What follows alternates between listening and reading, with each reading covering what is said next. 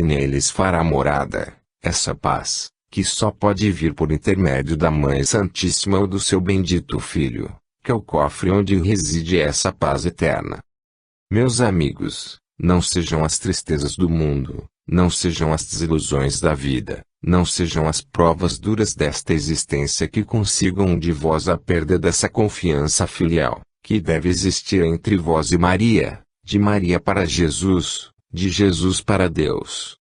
Filhas queridas do amor de Deus, crianças adolescentes, que começais a vossa vida como mocinhas, que de fato sois, aprendei cedo, tende os vossos corações aos pés da Virgem Santa e, se sofreis, oferecei-lhe os vossos sofrimentos, e, se sois felizes, oferecei-lhe as vossas alegrias, se tendes esperanças a realizar ponde-a sob a proteção da Virgem.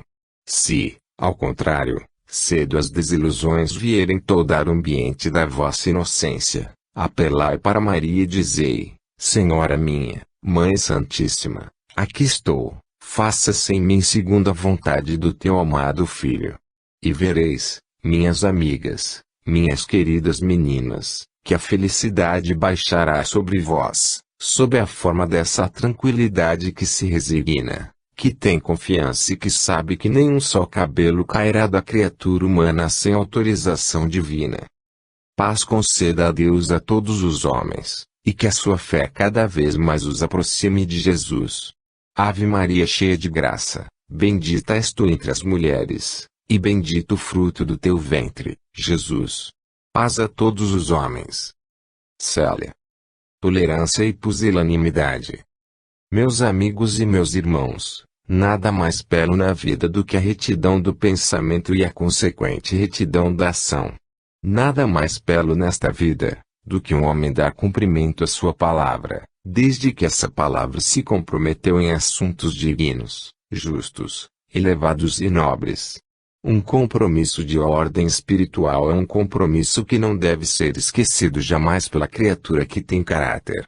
Um compromisso terreno, de ordem material, deve igualmente ser cumprido, porque o homem de palavra é escravo dela, mas, em todo caso, há notável diferença entre um compromisso material e um compromisso de ordem espiritual.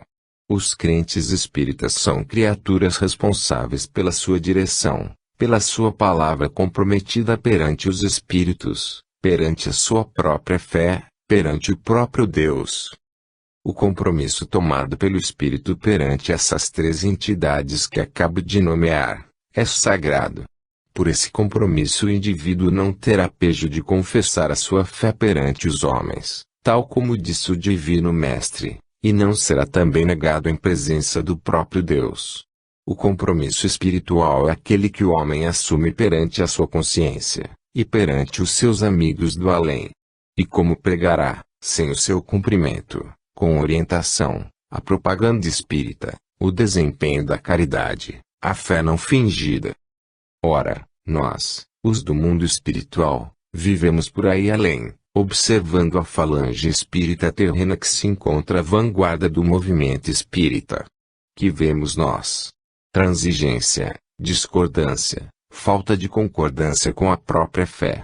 Espíritas que se encontram, pela lei da própria fé, afastados dos núcleos não espíritas, todavia, para contemporizarem com a sociedade, com outros que julgam necessários a convivência material, ou a convivência de família, ou qualquer outro interesse de ordem secundária, ligados a credos de outras igrejas.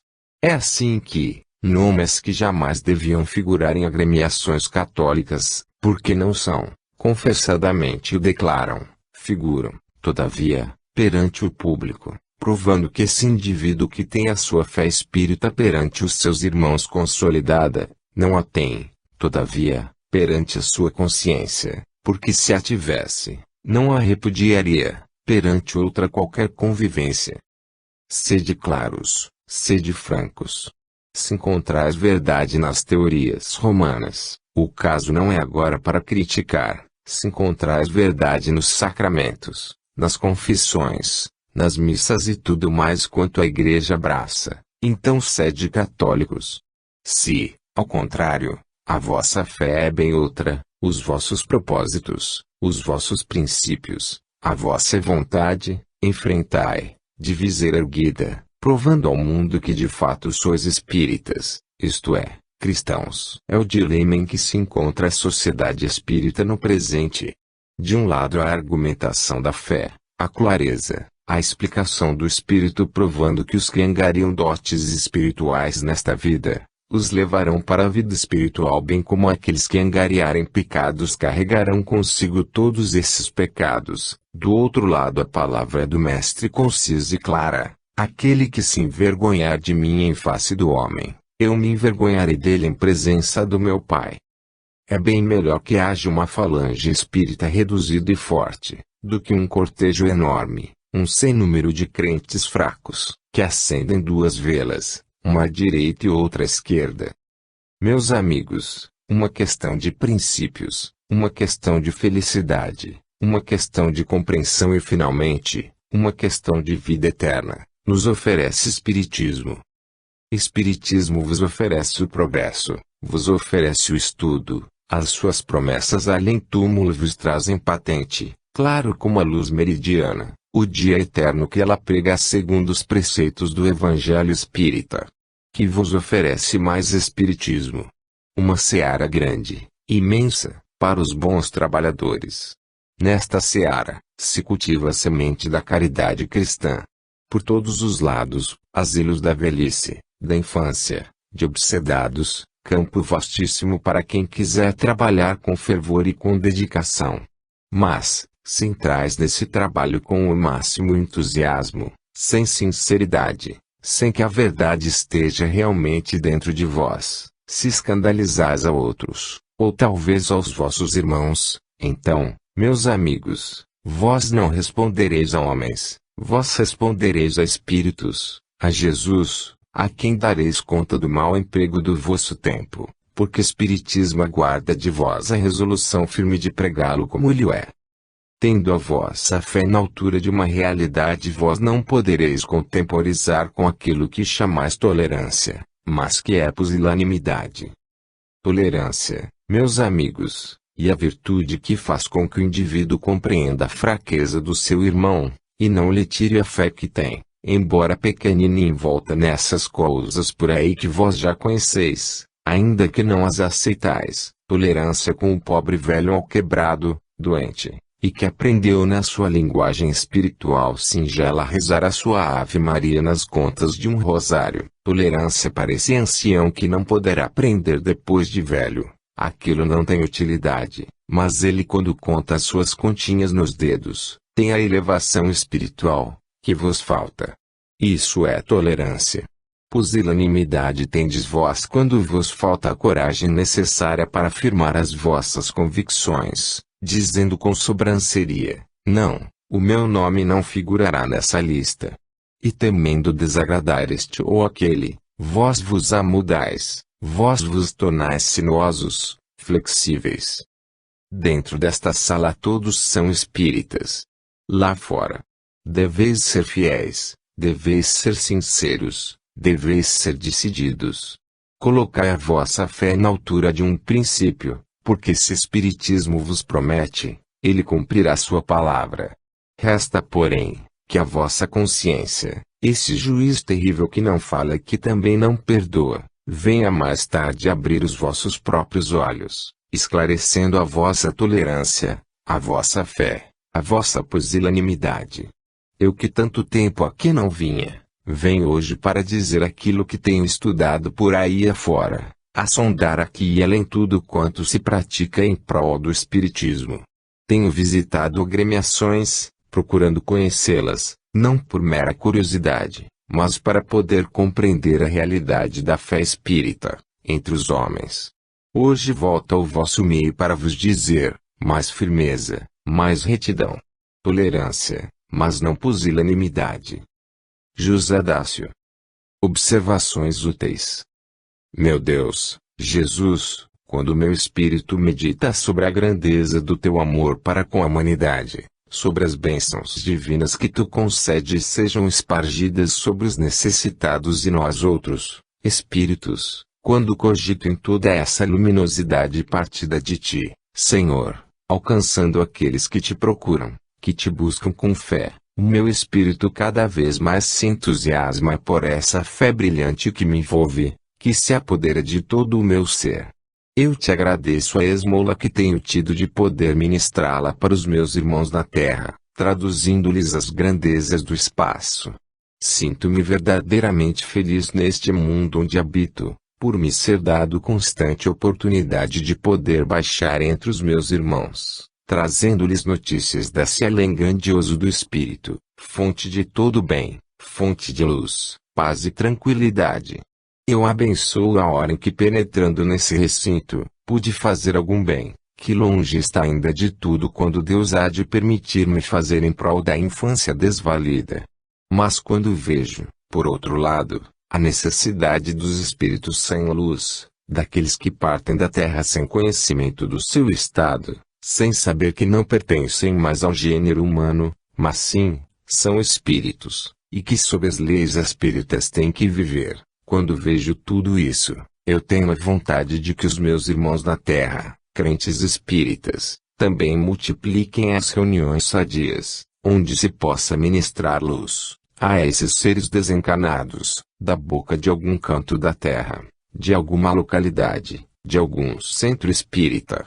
Porque agora não se faz a propaganda por meio das sessões práticas de demonstrações espíritas. Por quê? Será que essa gente conhecedora das verdades eternas pela lucidez, pela fé, pela prática, se satisfazem nesse egoísmo brutal que satisfaz a si próprio, e não beneficia ninguém? Será possível que eu, por exemplo, que há tão pouco tempo deixei a Terra e que posso receber toda a luz de que hoje disponho no espaço, possa me sentir feliz sem fazer algum benefício àqueles que ainda não conhecem a grandeza dessa doutrina? De outra maneira, como podem crentes espíritas, homens que são considerados colunas, firmes sustentáculos da Igreja Espírita do Brasil, homens pioneiros dessa verdade, colocados à frente do maior movimento, com a responsabilidade da direção de muitos outros, conhecedores desse fluido beneficiador, fechar os ouvidos às necessidades do mundo? Dá-me a impressão triste de um movimento puramente material, de uma reunião de homens para um fim, sólido, é certo, mas de ordem unicamente terrena, porque desde que se fecham as portas às inspirações do alto, que se pode beber de luz. É como se num recinto como este, à noite, se tivesse o cuidado de fechar o registro da iluminação e então acender as lâmpadas, mas como, se o ponto central está desligado, se a comunicação luminosa não se pode fazer para dentro da sala. Assim, hoje, eu com relação a essas criaturas do que buscam o progresso, vejo discursos, inspirados em artigos bem lançados pelas colunas dos jornais, e no entanto, quando chega a vez da Terra ouvir os seres luminosos, os verdadeiros mestres, fecham-se-lhes as portas. Que pensar? E então, um outro argumento falho, que magoa, que fere, que caustica, que é doloroso, e a imaginação constante de que as mistificações se produzem, exatamente num meio religioso, sadio, onde vêm comunicações cristãs, onde vêm comunicações proveitosas, onde vêm comunicações morais, onde vem doutrina evangélica, onde se condena o vício, a vaidade, a inveja, o orgulho e tudo mais. A mistificação prática, meus amigos. Então, os espíritos do mal agora pregam o bem? Eu não sei dizer, e não sei porquê. Porque na minha prática de moça donzela, não preguei como hoje prego. Ora, belíssima asserção. Vamos retrogradar, caminhemos para trás, voltemos aos tempos em que éramos bugres, em que devorávamos uns aos outros. Triste realidade, triste condição espírita. Meus amigos, a mim não me move outro interesse a não ser o bem-estar das almas na terra e no espaço. A mim não me move interesse subalterno nenhum, para que possa vir pregar aos meus irmãos a doutrina em nome do Filho de Deus.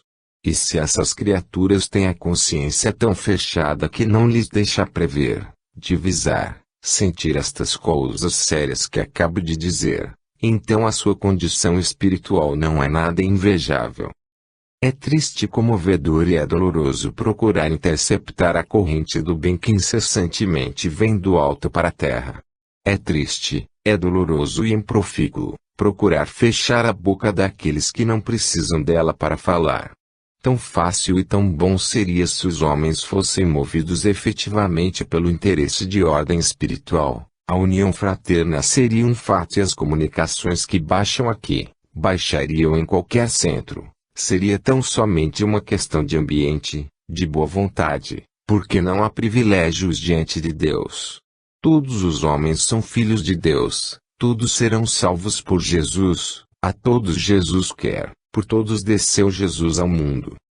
Agora, todos que se coloquem aos pés da cruz e que peçam a esmola de uma benção que venha de lá, que ponham as suas vidas nas mãos do Senhor, e que orientem o seu trabalho sob o prisma verdadeiro da caridade cristã, e não subordinando embora aparentemente as suas vidas a essa direção, e de fato possuindo essa crença subalterna que não me é dado revelar. Assim pois, meus amigos, vamos nós os espíritos, e vós os terrenos, tirando para as vossas almas o proveito que puderdes. Tendes demonstrações práticas de espiritismo, e continuai dando pão ao faminto do espaço, dando água que brota da fonte da verdadeira vida e ao mesmo tempo, reunindo esforços para o progresso das almas espíritas, cuidando, mas cuidando com verdade e de coração da infância desvalida e, quando for possível, da velhice desamparada. Deus proteja a todos os espíritas que seguem para a verdade. Aproximar-se da caridade é o dever do cristão. Paz a todos os homens. Irene. A lei da justiça. Meus amigos e meus irmãos, a lei de justiça que preside os destinos do homem é indefectível e do seu cumprimento nenhum tio escapará. A lei que rege as vidas sucessivas é uma lei de caridade e amor, porquanto prepara o espírito para o seu verdadeiro progresso. A lei das reencarnações visa, principalmente, o arrependimento do espírito e sua consequente reparação, pela prova.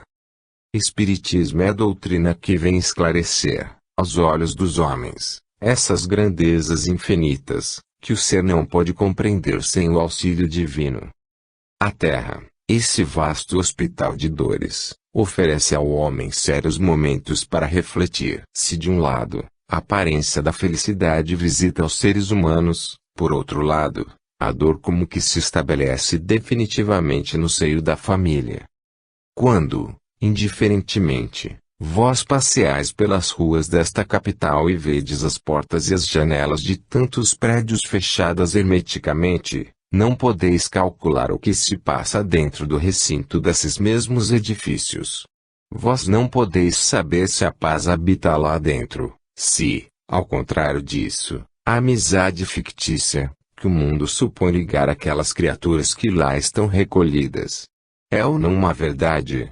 Não sabeis se a dor visitou corpos humanos, ou se cravou seus agudos ecos nos corações sofredores. Em uma palavra, vós ignorais o que se passa no seio das famílias.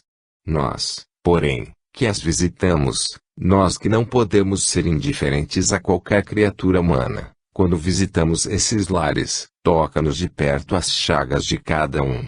Ali, é uma esposa mal compreendida cujo coração sangra de dor pela vida ociosa, ou transviada, ou, ainda, mal empregada, daquele que devia ser seu esteio seguro. Ali, é um desvio da família em geral, pela má compreensão da fé, a luta, que se estabelece por causa dos princípios religiosos, este adotando um credo que aquele outro abomina, este absolutamente sem crença condenando os dois, e, daí, as lutas, e, daí, as discussões e, daí, a vida intolerante. Do outro lado, como que uma paz moral habita ali dentro, mas é um ser enfermo, cruciado pelas dores que vive uma vida puramente vegetativa atirado sobre um leito de dor. Além, aparentemente não há coisa alguma que faça sofrer, porque, ao entrarmos nessa casa, percebemos que todos estão sãos, que todos se amam, que todos têm os corações presos no mesmo laço estreito que une as famílias bem formadas, mas uma nuvem paira sobre esta família. Falta alguém, e esse alguém, que é tão estimado quanto aqueles que estão presentes, acha-se recolhido ao manicômio. É, ainda assim, a manifestação da dor.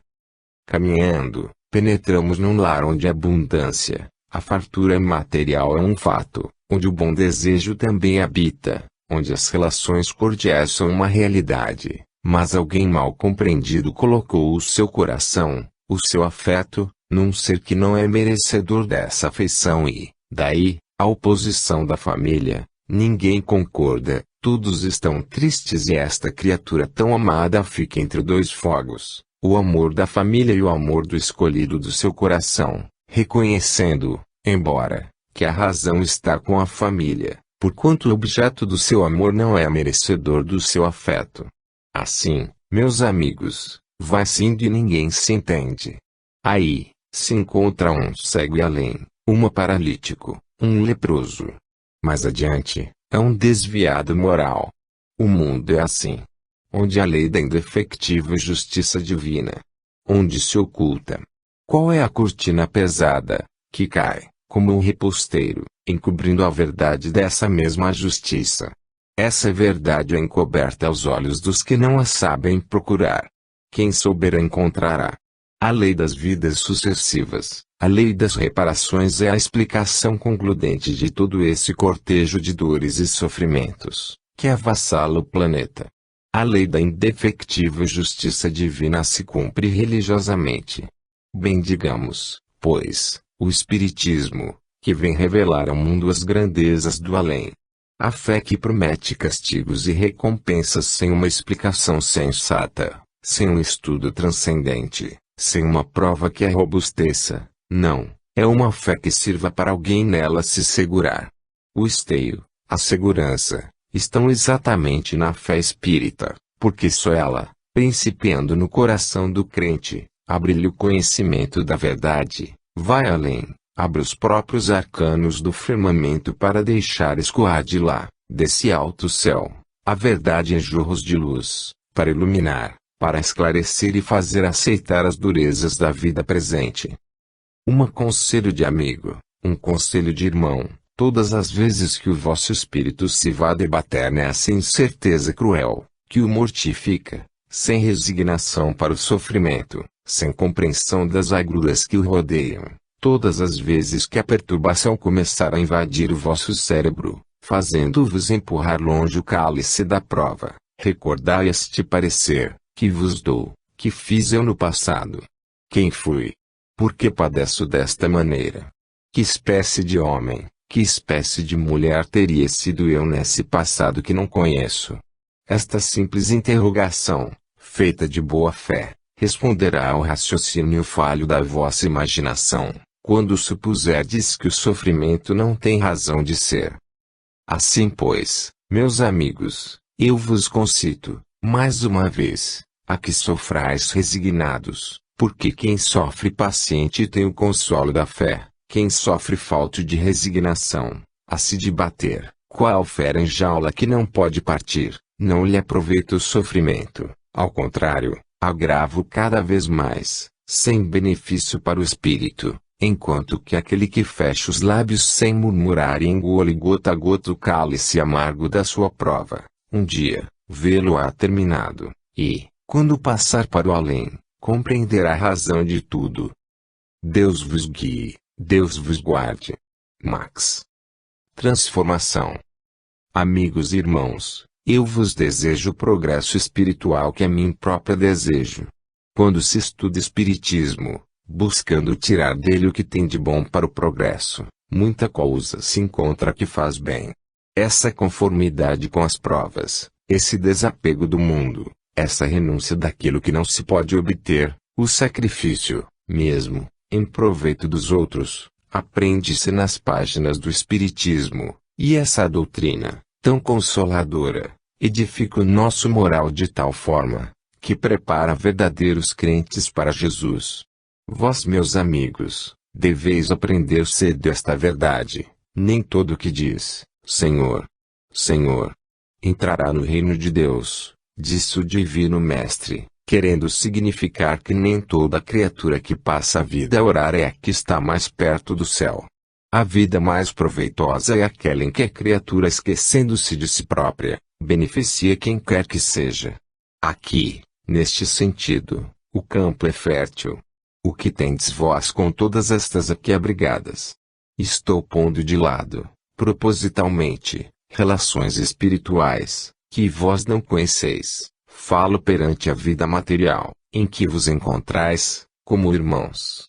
Quem eram, antes de vir para aqui? Que interesse vos ligava a qualquer uma destas crianças? Que laço estreito vos prendia às suas famílias? Nenhum. No entanto, agora, para as almas bem formadas, cada uma delas representa uma responsabilidade para cada um de vós. Não podeis ser indiferentes ao seu futuro, como não sois indiferentes aos seus dias presentes. Por isso, digo que esta casa oferece campo vasto para um exercício espírita, em que vós deveis progredir, todos os dias. Quem, no entanto, entra para uma sessão destas, supondo que se tornará uma evidência, que será bem visto, e que pelo fato de pertencer ao quadro social da casa, poderá obter tais e tais coisas, pelo seu próprio mérito, pela aparência, que representa aqui, esse alguém está completamente errado.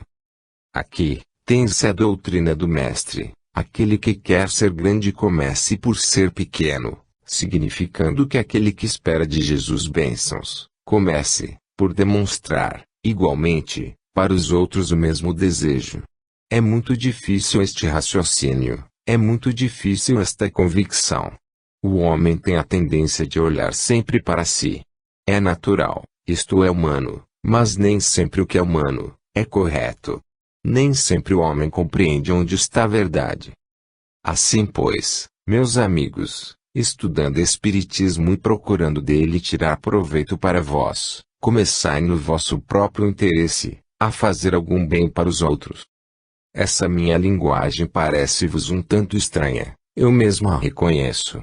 Quando se tem uma vida agitada, como eu tive, desde a mocidade, aparecendo, recebendo aplausos, benquista pelo público, aceita por todos, glorificada quase é para estranhar que, em tão pouco espaço de tempo, tudo isso se tenha transformado de tal forma, que o meu perfil seja bem outro. Tudo isto é muito certo, mas, meus amigos, não venho para fazer valer os meus dotes intelectuais, nem tampouco os meus dotes de convicção. Digo, porém, que quem tem uma inteligência um tanto esclarecida e, na Terra, enxerga as coisas por um prisma que, mais tarde, no espaço, reconhece não ser verdadeiro deve ter hombridade suficiente, para abrir mão desse passado e caminhar resoluto, para o presente. Foi o que fiz. É a razão dessa tão grande transformação, que assombra, ao ponto de parecer que a criatura é bem outra. De fato, meus amigos, de fato, assim é. A vida terrena proporcionou-me muita glória, proporcionou-me muito prazer, muito entusiasmo e, por que não dizê-lo, muita felicidade, mas também, por outro lado, refletindo bem, fazendo uma espécie de sabatina em tudo isso, eu vejo que os meus dias terrenos podiam ter tido uma orientação bem diversa da que tiveram, e, então, o meu progresso seria, hoje, bem maior. Mas, como tudo isto já passou, como tudo isto já se foi, o presente, a atualidade, sou um espírito, que da terra, só tem uma saudade, que perdurará eternamente comigo. Essa saudade não me molesta, antes faz-me bem, porque sei dela tirar o proveito espiritual, a verdade, o que de puro ela contém, para, com o seu aroma, perfumar as recordações que não me fogem. Mas, da terra, nada mais. Quem se lembra daqueles dias, quem deles tem recordações, não se admire de eu dizer, hoje a minha alegria, o meu bem-estar, consiste em cogitar meios, planos, de servir a caridade cristã, com devotamento, com sinceridade e com a mais humilde obscuridade. Não quero, absolutamente, parecer, de público, aquilo que o meu coração guarda com certo sentimento de avareza louvável, justificável. Basta de encenações, basta de publicidade, quero tudo isso oculto, na sombra, para fazer bem sem olhar a quem. Meus amigos, devo despedir-me de vós, dando-vos ainda uma palavra de animação. Vem aí dias próximos, em que o asilo, mais uma vez terá um motivo para se alegrar, porque, socialmente, vai realizar uma festa, que o beneficiará. Permita Deus que todos vós, de boa vontade, possais concorrer para ela, não somente para dar-lhe brilho, como também para que tenha bom resultado. Vós sabeis que a casa precisa, a casa tem necessidade do vosso esforço. Por conseguinte, trabalhar com esforço, com dedicação, com amor, com zelo, e o resultado infalivelmente virá. O quanto de mim depender para o vosso progresso, pedirei a Deus, com fé, e Ele não me recusará, porque é Pai, não só meu, mas de todos vós. Graças lhe sejam dadas, pela sua infinita misericórdia. Maria Luísa. A hora presente é de prece. Meus amigos e meus irmãos, a vida na terra é comparada à vida do nauta em pleno oceano. Tão depressa o mar está tranquilo, sereno e manso, proporcionando verdadeiro prazer aos que navegam, quão depressa tudo isso se muda, e os ventos se tornam contrários, o temporal, a grande tempestade o envolve com o vendaval indômito. A vida na terra é assim também. Às vezes, uma paz aparente envolve o ambiente das criaturas, mas, subitamente, as ondas das provações, das tentações, das grandes dores, ameaçam submergir as criaturas incautas que não sabem se abrigar em tempo desta fúria indômita, que assola o planeta. Meus amigos, a hora presente é de prece, é de fé. A hora presente é de angústia tremenda. Para vós, é a hora em que os vossos espíritos mais fortemente se devem aproximar de Deus, suplicando a sua assistência, a sua benção, a sua proteção, para que as famílias espíritas procurem tirar do fato presente, uma lição proveitosa para si mesmas. Meus amigos, quantas vezes as palavras do alto se têm feito ouvir, vibrar, com grande luminosidade e critério, recomendando o dizer do Divino Mestre, que os homens vigiem e mantenham-se em prece, que estejam atentos e que, sobretudo, considerem a vida presente como um caminho para a vida futura. Não obstante todas essas advertências, não obstante todos esses conselhos, cotidianamente, pacientemente dados, eis que o homem em um momento de esquecimento, faz com que toda essa doutrinação santa tenha sido vã. Meus amigos, o homem previdente, o homem sensato, é aquele que, como o marinheiro sabe o segredo do horizonte, para conhecer de onde vem o ponto negro que vai crescendo, até tornar-se grande, visando, submergir o bote em que ele viaja. Assim, o homem prudente, deve divisar no horizonte da sua vida o vendaval negro que se procura aproximar e enquanto é tempo procurar preparar-se para recebê-la de pé. Evitá-lo, muitas vezes, não é possível. Que pode fazer o marinheiro, por mais experiente que seja, para evitar o vento que se aproxima? Nada. Nessa hora, indubitavelmente resta, porém, a maneira de recebê-lo. Se o capitão é perito, se compreende a sua situação e responsabilidade, e se está habituado a enfrentar os ventos com previdência, como profissional, mostrando com evidência o seu valor, então, esse homem prepara-se para a luta com os elementos de que dispõe ali, no ponto em que se encontra. Assim o homem de fé, prepara-se para os acontecimentos inevitáveis da vida, procurando sempre jamais manchar a sua pureza, jamais, em condição alguma, permitir que uma moda sequer venha toldar o ambiente da sua fé.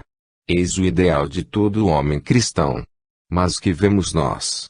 Infelizmente na terra, serem colocadas as opiniões dos homens sob o critério da justiça humana, colocada por eles acima do critério divino. Não faltarão no momento presente, criaturas justas e dignas, homens cristãos, de caráter, que digam, nada mais se podia fazer senão aquilo que foi feito. E eu vos respondo, onde estava a fé naquele momento? Onde se ocultou a personalidade divina do Mestre, bom e humilde, paciente, que por amor do mundo, padeceu as maiores injúrias, os maiores tormentos, que jamais homem algum padeceu na terra? Onde estava essa confiança? Onde estava a fé? Meus amigos, nós não devemos censurar, não devemos lamentar os fracos perante o mundo, porque eles são os que nas lutas permanecerão de pé, quando os grandes tufões os vierem ferir. Quantas vezes colossais, gigantescas árvores, são arrancadas pela raiz e levadas pela correnteza do rio e dos turbilhões dos ventos, enquanto as pobres plantinhas humildes, se dobram e se vergam, e a areia passa, e o vento o repassa, e a tempestade cessa. Quando tudo serena, elas se erguem e ficam de pé. Por quê? Porque só elas foram capazes de se dobrar, enquanto que as grandes não o puderam fazer. Quanto à aparência ilude. Quanto à aparência é irrisória. Às vezes, no peito do humilde, daquele que não tem aparência alguma, porque é pequenino, porque é pobre, porque não tem representação social, a fé resiste impávida aos embates de que o homem chama desgraça, enquanto que outros, assumindo posição de destaque perante seus irmãos, esquecem tudo isso para no momento da demonstração prática da sua fé, mancharem-na indelevelmente. Meus amigos, a situação é de prece, foi o que vos disse. Orai, pois, confortai o que padece, não o deixeis em abandono, nem o julgueis. Que a vossa presença seja um lenitivo, seja um conforto, para que ainda outro crime não venha, talvez, passar por essa mente fraca, para que não lhe perpasse no momento a ideia do aniquilamento e seu espírito possa reerguer-se. Enquanto estiver em vós, coragem, alento, conforto e esperança. A Escritura é cheia de fatos, em que Jesus perdoou. Não julgue o homem, porque com a medida com que julgar com essa também será julgado. Perdão, Senhor. Perdão para quem não soube ficar de pé, perdão para quem faliu, perdão para quem manchou a sua fé, perdão para todos quantos realizam atos impensados, dos quais venham a padecer as consequências. Deus seja com todos vós. Max. A propaganda mais efetiva. Meus amigos e meus queridos companheiros de trabalho, companheiros sim, porque vós trabalhais no plano terreno e nós trabalhamos no plano do além, associados, estabelecendo entre nós e vós essa corrente fraterna, que nos liga uns aos outros, companheiros sim, porque defendamos a mesma crença juntos no plano da fé, e temos execuções, que pertencem, ora a nós, ora a vós. Eu vos saúdo em nome de Deus. Seres humanos e meus irmãos, quem estuda Espiritismo deve meditar sobre os seus ensinamentos, apossar-se deles, para uma realização positiva. Porque aqui se faz propaganda espírita com tanto esforço, com tanto sacrifício, os homens dispondo do seu dinheiro, para fazerem publicações, de forma a levar ao conhecimento de outros a palavra divina, trazida do alto. Outros esforçando-se, a bem da propaganda, em conversa com seus irmãos, e propagando em todo lugar em que se encontra, convidando para reuniões, etc. Para que todo esse afã, para que todo esse desejo de levar espiritismo ao seio das famílias, ao seio da sociedade, enfim. Esse afã da propaganda deve ter um móvel seguro, deve ter um alvo elevado, além da órbita terrena que entusiasma todos. Esse zelo, qual é o seu fundamento, qual a razão de todo esse desejo, que espiritismo passe de coração a coração, de cérebro a cérebro, de indivíduo a indivíduo? A razão é que espiritismo é o verdadeiro caminho para os levar à imortalidade, é que espiritismo prepara o homem para essa vida futura, porque espiritismo, lecionando aquilo que os homens não podem lecionar, a verdade transcendental da vida, deslumbra o olhar físico do homem, trazendo para perto dele as luminosidades do além.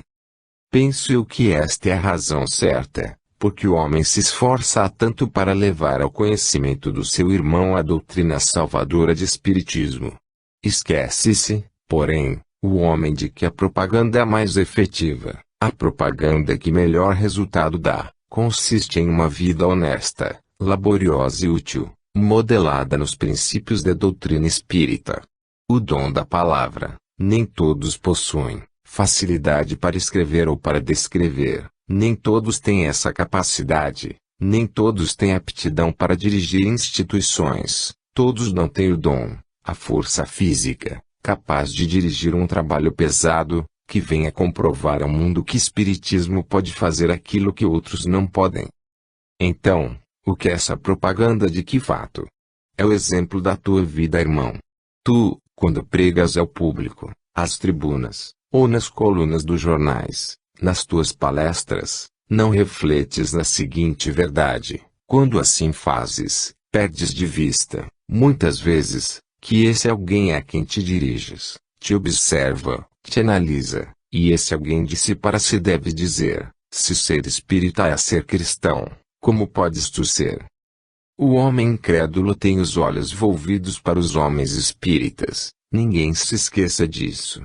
Quando vós, espíritas, vos desagregais e viveis a resingar uns com os outros, por coisas mal vistas, sem vos quererdes fraternalmente como da vontade de Deus, isolados, insulados, por assim dizer, quando assim procedeis, o mundo vos observa, e esse mesmo mundo, esse mesmo homem pagão, que não conhece a religião espírita e vos tem na conta de um espiritismo vesgo, dirá, de si para si: viva eu, que não sou espírita, porque, pelo menos, pratico essa caridade fraterna mais do que ele, que professou a fé espírita.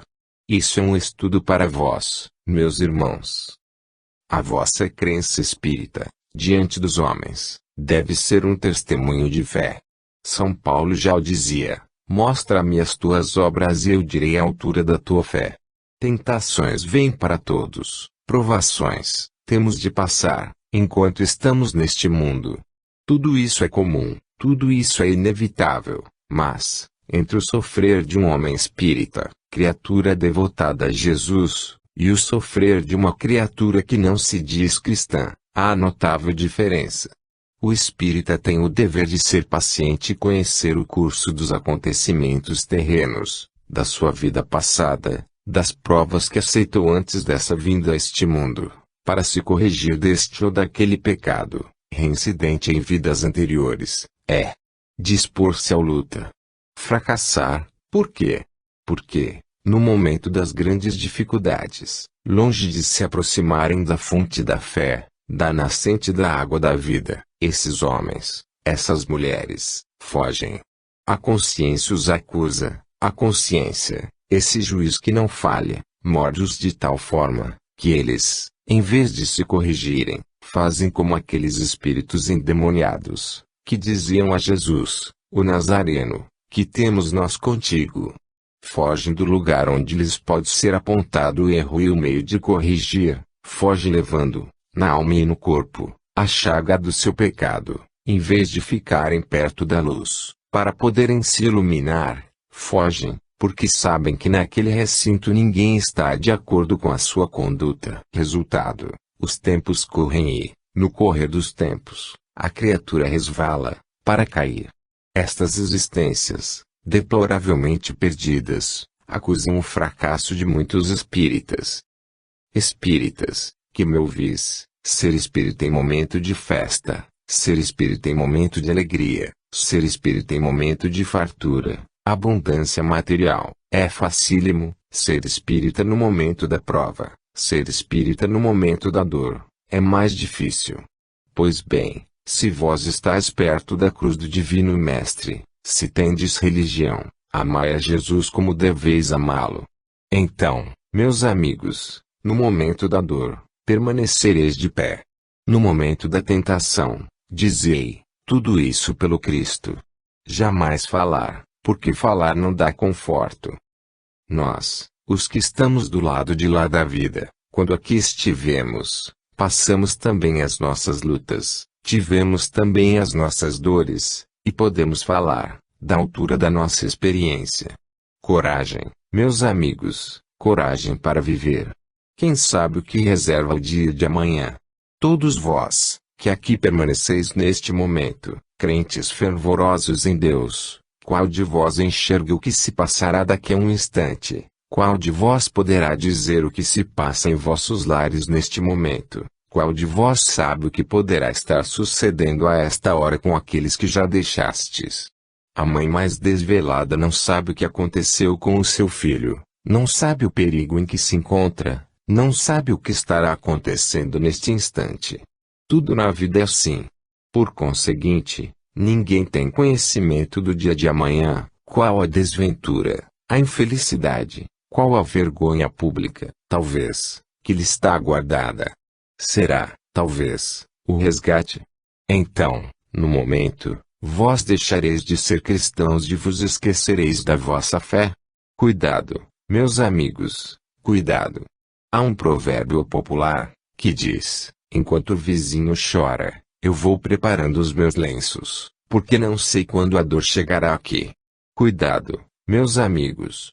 Lembrai-vos de nós, nos momentos de angústia, lembrai-vos, sobretudo, daquele que sofreu mais do que ninguém e que sempre se manteve na altura do verdadeiro Filho de Deus. Coragem, meus amigos. Coragem, para ser espírita, espírita na alegria, espírita na dor, espírita na paz, espírita na guerra, espírita no momento feliz, espírita na esperança, e sempre espírita, e sempre de pé. Deus vos abençoe e vos guarde na sua santa paz. Isaura. O magno problema. Amigos e irmãos, paz entre todos vós, comunhão de pensamento, concórdia, harmonia entre os irmãos, na terra. O problema magno social presente é o problema da fé. O homem, vangloriando-se da sua descrença, muitas vezes, intitula-se ateu e diz que nada reconhece desse poder supremo, que os outros qualificam como onipotência divina. Esse homem, que assim descrê, se diz ateu, mas eu vos posso afirmar, meus amigos, que o número desses realmente ateus é muito reduzido. Na sua vanglória, na sua estultícia, o homem entende que o fato de não crer o torna espírito elevado, homem de vistas largas, espírito adiantado, não sujeito às peias de uma fé que lhe vem tolher a liberdade de pensar, que lhe vem tolher a liberdade de agir, que lhe vem cercear os impulsos da sua própria natureza. Assim pensando, erradamente, é certo, o homem diz abertamente: para mim não há crença, sou um ateu, a minha consciência é o meu juiz, a minha vontade, o meu diretor, a minha inteligência, o meu esclarecimento. Mas, repito ainda uma vez, este número é muito reduzido, e não temais por isto. Os que são verdadeiramente ateus, isto é, os que infelizmente não sabem crer, não produzem tanto mal quanto aqueles que dizem crer por conveniência. Há outra classe de indivíduos, que, perante o mundo, representa a comédia da crença. Eu tenho diante de mim o livro aberto do pensamento divino, estudo nessas páginas a regra do bem viver, e não procuro senão cada vez mais cumprir essa lei, afastar-me dela, jamais. Essa classe de homens, meus amigos, crê para ser vista. É o fariseu da antiguidade. Alegando possuírem uma fé que não têm, fingindo respeitarem mandamentos que eles próprios não cumprem, esses homens impingem aos seus irmãos a segurança de uma criatura que está acima dos preconceitos terrenos, e para que a sua fé não seja empanada, eles são capazes dos maiores sacrifícios. Entre o meu Deus e a minha pessoa, não posso admitir obstáculos. Tal espécie de gente crê por conveniência. O problema magno da atualidade é o problema da fé, mas a fé que nasce da convicção verdadeira, do poder supremo, a fé que nasce da certeza de que um Deus existe, Senhor e Criador de todo o universo, e não obstante toda a sua grandeza, toda a sua onipotência, toda a sua ciência, é o Pai da criatura humana. Ele, que criou os grandes mundos, os grandes sóis do firmamento universal, é o Pai da ínfima criatura na terra, e, onde houver um átomo sequer de vida. Deus existe. Quem assim crê reconhece a sua pequenez, reconhece a sua insignificância, e, exatamente, por isso, se coloca inteiramente sob a dependência do poder divino. Ensinar o homem a crer é um trabalho magnânimo, é um trabalho altruístico, é um trabalho de caridade. Convencer o homem de que esta vida é um caminho único para o além, é uma vida de transição, é uma vida temporária. Nada existe aqui de definitivo, nada existe aqui de estável, nada existe aqui de eterno e infinito. Tudo isto há no além. É um trabalho meritório e digno de louvor. Quando essa fé se enraiza profundamente no entendimento da criatura humana, então, todos os acontecimentos da vida passam e repassam, e a fé permanece inamovível. Crentes de momento ou crentes para atingirem posições que, talvez, lhes venham a facilitar interesse de outra ordem, crentes espíritas, que andam, de galho em galho, à cata de um lugar onde possam sobressair, crentes, que desfalecem a primeira oportunidade de luta, crentes que não sabem olhar para a diversidade, como uma necessidade para acelerar o seu progresso, não digam que são, na realidade, crentes espíritas. São crentes de momento, são crentes de oportunidade, são crentes de interesses subalternos. Eis porque digo que o problema magno da atualidade é o problema da fé. Dentro das próprias igrejas, sob aquela disciplina, que vós conheceis, exercida pelos confessores, exercida por clérigos, em qualquer ramo do seu trabalho, há dessa espécie de crentes. Há aqueles que, simulando uma fé viva, praticam, realizam, aceitam aquilo que os sacerdotes classificam de sacramento somente para que se diga que eles são dos tais, que obedecem, que pertencem ao rol dos fiéis, que são exemplares, cumpridores da lei. Há desses dentro do próprio seio da igreja, há mais realistas que o rei. Fora, pois, com essa hipocrisia, que serve tão somente para recordar os tempos em que o divino mestre dizia: fariseus, hipócritas, sois como os túmulos branqueados, que, por fora parecem com a alvura da neve, mas que, dentro, só tem podridão. É tempo de acabar com esta classe de homens. Sejamos verdadeiros, meus irmãos, sejamos crentes, encaremos o problema da fé com a superioridade de um espírito que deseja, verdadeiramente, aprender o bem, e compreendamos que os nossos irmãos, que ainda não conhecem a doutrina espírita, têm os olhos fitos para a classe dos que estão à frente desse movimento, olham para eles, diante dos seus olhos, são criaturas modelos. Que responsabilidade, meus amigos, que responsabilidade, a vossa. Serdes olhados por aqueles que esperam de vós um auxílio espiritual, que esperam de vós um passe, dado pelas vossas mãos, que esperam de vós a explicação de um trecho que não compreenderam bem, que esperam de vós a fortaleza da sua fé. Que responsabilidade, meus amigos. Esclarecei o problema da fé, perante essa gente. Crer com sinceridade, crer em Deus, Criador soberano de todo o universo, e em Jesus, o seu amado Filho, como o sol que aponta a humanidade à rota que conduz à salvação. Crer na imortalidade do Espírito, que após vindas e revindas sucessivas ao planeta, reaparecerá, no além, isento de culpas, para receber a esmola que tantos suplicou na terra, o seu progresso, a sua evolução, a caridade com que há de iluminar os que por aí ficaram, e, em seguida, os degraus para os outros mundos. Crede assim, meus amigos, crede, porque esta é a realidade.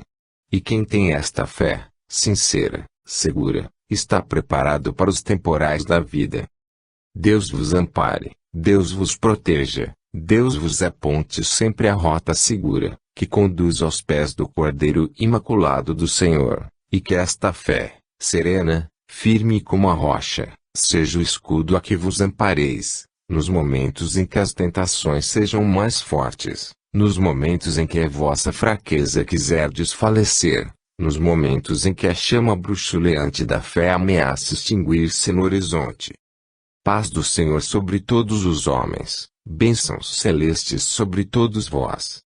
João de Freitas. Uma demonstração de humildade.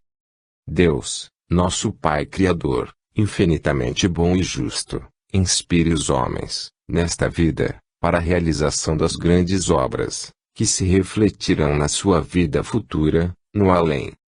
Meus amigos e meus irmãos, o pensamento do Espírito, após um estudo, em que se fala sobre a miséria e sobre a riqueza, vai além do pensamento humano, porque o pensamento humano abrange conhecimentos pelo estudo, pela narração de fatos, enquanto que o pensamento do Espírito apodera-se do passado, relê as folhas imperecíveis desse grande livro e se vê a si próprio, muitas vezes, colocado nesta prova que acabastes de estudar.